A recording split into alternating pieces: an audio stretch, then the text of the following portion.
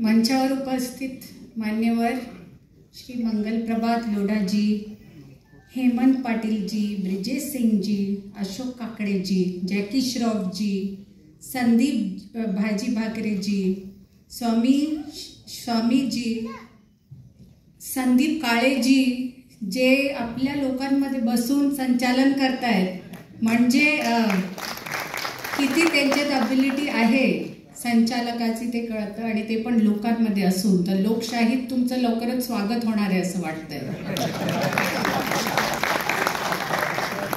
इतर मान्यवर आणि पत्रकार मंडळी, खूपच छान वाटलं आज इथे येऊन लोकांचे विचार ऐकून.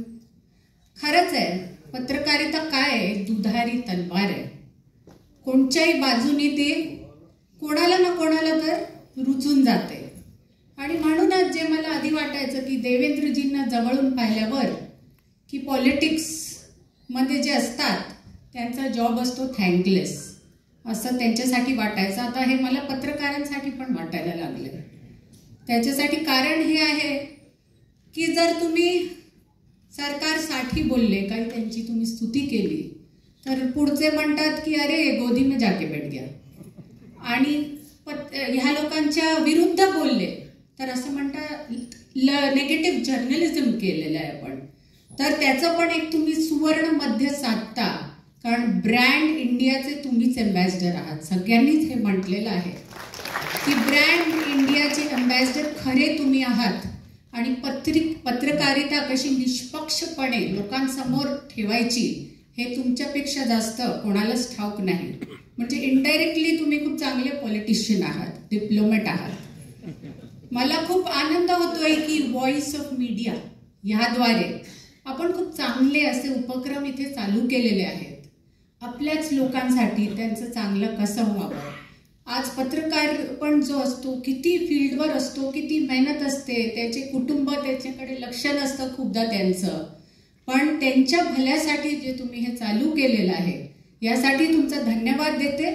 आणि जसं आपण सगळे आता परत सगळं बोललेलोच आहोत की आता विथ स्मार्टफोन्स, इंटरनेट, तुम्ही आमच्या घरात आहात, तुम्ही आमच्या पुढेच असतात, पूर्ण वेळ आमच्या डोळ्यासमोर असतात तुमची न्यूज.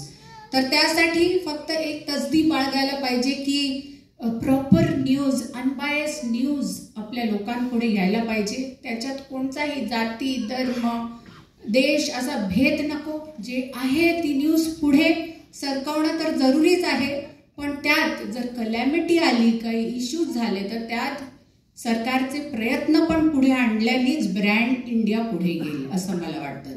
तर ह्या तुमच्या प्रयत्नांसाठी धन्यवाद. अजून मला ठाऊक नाही आहे की आपण थ्रू व्हॉइस ऑफ मीडिया काय करतोय, पण नक्कीच आपल्या मीडियाला अजून ट्रेनिंग पण लागणार, कारण मीडियाचा आता रूपच एक वेगळ्या प्रकारे बदललेलं आहे.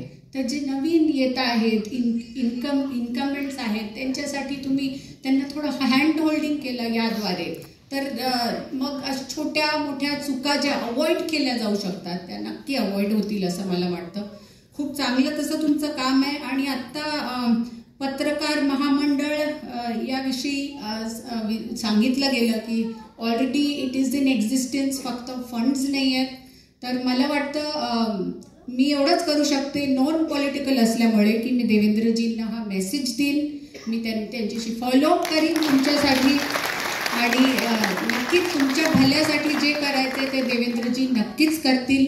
आणि तुम्ही एवढंच मी म्हणेन की आम्ही तुम्ही चौथा स्तंभ आहात आपल्या लोकशाहीचा.